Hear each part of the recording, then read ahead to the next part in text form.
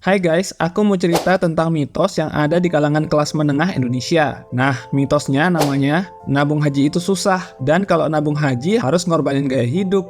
Lalu kenapa ini jadi mitos? Karena kadang-kadang gaji itu hilang begitu aja. Kamu pasti pernah ngalaminnya kan?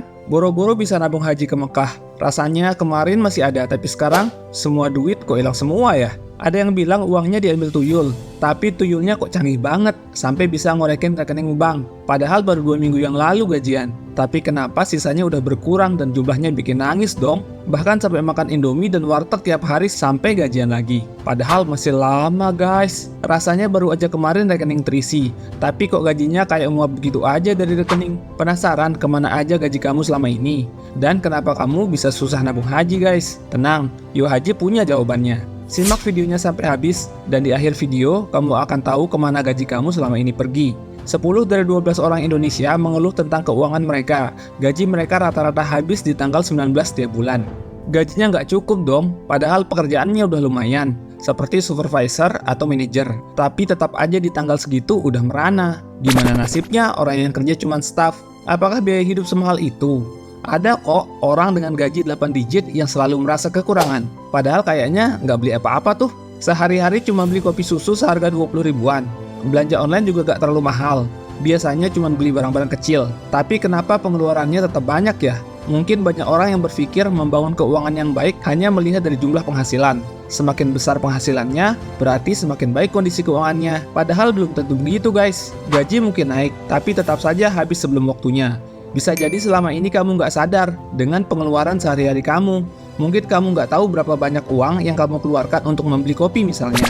Memang, jumlahnya kecil, tapi jika setiap hari beli kopi, bisa gede guys. Kalau dihitung-hitung, pengeluarannya cukup signifikan di akhir bulan. Fenomena seperti ini sering disebut sebagai latifaktor. Jadi, apa sih latifaktor itu? Sebenarnya latifaktor adalah istilah dari seorang motivator dan pengusaha sukses bernama David Bach. Dia pernah bilang, latifaktor ini terjadi ketika orang menghabiskan penghasilan mereka untuk membeli hal-hal kecil setiap hari. Padahal secara individu, pembelian-pembelian tersebut mungkin terlihat sepele dan tidak berpengaruh besar. Misalnya membeli kopi di kedai setiap pagi, atau membeli makan siang di luar setiap hari. Namun jika dihitung secara keseluruhan, dalam jangka waktu yang lama, pengeluaran tersebut dapat mencapai jumlah yang cukup signifikan. Contohnya, jika seorang menghabiskan rata-rata 20 ribu setiap hari untuk membeli kopi, dalam sebulan akan menghabiskan 600 ribu dong hanya untuk kopi doang. Angka ini bisa berbeda-beda tergantung pada gaya hidup dan pengeluaran individu. Selain itu, ada juga faktor lain yang buat gaji terasa cepat hilang. Beberapa di antaranya, pertama,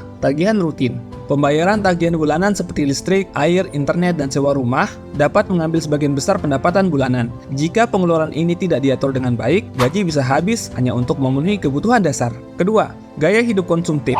Jika seorang memiliki gaya hidup yang mengutamakan belanja barang-barang mewah, makan di restoran mahal, atau sering melakukan hiburan yang menghabiskan biaya, gaji bisa habis dengan cepat. Kebiasaan ini bisa membuat seseorang terjebak dalam siklus pengeluaran yang tinggi. Jangan lupa jalan-jalan juga bisa buat kamu boros guys. Boros karena lihat diskonan, terjebak jebakan buy one get one, atau masuk perangkap cicilan 0%. Kamu tetap boleh jalan-jalan, tapi batasi uang yang kamu bawa guys. Terus yang ketiga, kredit dan cicilan. Jika seseorang memiliki banyak kewajiban finansial seperti kredit mobil, cicilan rumah, atau pinjaman pribadi, sebagian besar gaji mungkin akan digunakan untuk membayar angsuran tersebut. Hal ini bisa membuat sisa uang yang tersedia untuk kebutuhan sehari-hari menjadi terbatas. Apalagi hutang yang harus dicicil itu adalah hutang riba. Iya, makin sempit itu hidup. Rasul pernah bilang, orang yang riba itu sama aja dengan menentang Allah dan Rasulnya untuk berperang. Siapa yang selamat coba? Di dunia diperbudak riba, dikejar-kejar debt kolektor. Di akhirat, kalian tahu sendiri masuk mana. Udah, jual aja barang yang kalian beli pakai hutang itu. Terus lunasi hutang riba itu secepatnya, biar Allah bantuin kamu untuk nabung haji ke Baitullah. Oke lanjut. 4. Kurangnya perencanaan keuangan. Jika seseorang tidak memiliki perencanaan keuangan yang baik, mereka mungkin tidak menyisihkan dana untuk keperluan darurat, tabungan, atau investasi. Akibatnya gaji yang masuk bisa cepat terkuras tanpa adanya keberlanjutan keuangan yang baik. Jadi, untuk bisa tabung haji tanpa ngorbanin gaya hidup, penting untuk kamu melakukan manajemen keuangan yang bijak. Beberapa langkah yang dapat kamu lakukan antara lain, pertama, Buat anggaran, tentukan alokasi pengeluaran untuk setiap kategori, termasuk kebutuhan pokok, tagihan rutin, tabungan, hiburan, dan lainnya. Buatlah anggaran yang realistis dan patuhi batas pengeluaran yang telah ditetapkan. Misalnya untuk makan 600.000, kuota internet 100.000, kosan 700.000, listrik dan air 200.000, dan yang penting adalah nabung haji 1 juta guys. Yang kedua, cek pengeluaran harian. Perhatikan pengeluaran-pengeluaran kecil sehari-hari yang mungkin terlihat sepele, seperti makanan ringan, minuman, atau keperluan pribadi. Jika perlu, buat catatan pengeluaran untuk mengetahui di mana uang sebenarnya digunakan. Cari alternatif yang lebih murah namun memberikan manfaat yang sama. Misalnya, yang biasanya beli kopi di Starbucks diganti jadi ngopi di Alfa atau di Point Indo aja. Jadi, tetap bisa ngopi dan lebih murah. 3. Prioritaskan tabungan haji kamu. Usahakan untuk menyisihkan sebagian pendapatan setiap bulan ke dalam tabungan haji. Misalnya 1 juta per bulan. Uang 1 juta ini langsung dibeliin emas antam ya guys, untuk jadi tabungan. Atau kamu juga bisa pakai trik nabung haji pakai receh di episode sebelumnya untuk nabung haji kamu. Ini akan membantu menciptakan cadangan keuangan yang berguna untuk masa depan atau keadaan darurat. Keempat, jangan berhutang. Berhutang itu sebenarnya lebih boros dan undang masalah hidup. Tabiat buruk hutang adalah makin lama hutang itu makin besar. Selain itu, buat kamu juga kecanduan hutang guys. Hidup jadi gelisah karena dikejar tagihan, merasa terhina saat ditagih, dan gak bisa fokus karena mikirin tanggal jatuh tempo. Apalagi yang paling buruk, sering bohong, sering dusta untuk hindari tagihan. Jika memiliki hutang riba, upayakan untuk membayar lunas dan tanpa bunga, serta hiduplah semampunya. Dengan cara ini, hutang akan berkurang lebih cepat dan kamu dapat menghemat uang dari bunga yang harus dibayarkan. Yang kelima, cari cara untuk menghemat pengeluaran.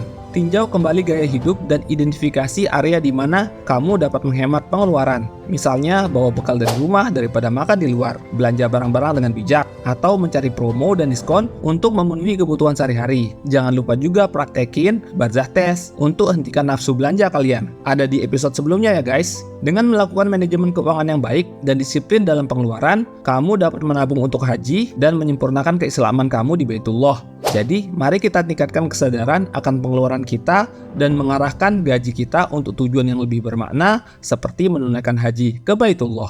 Yuk haji tahun ini, sampai jumpa di depan Ka'bah.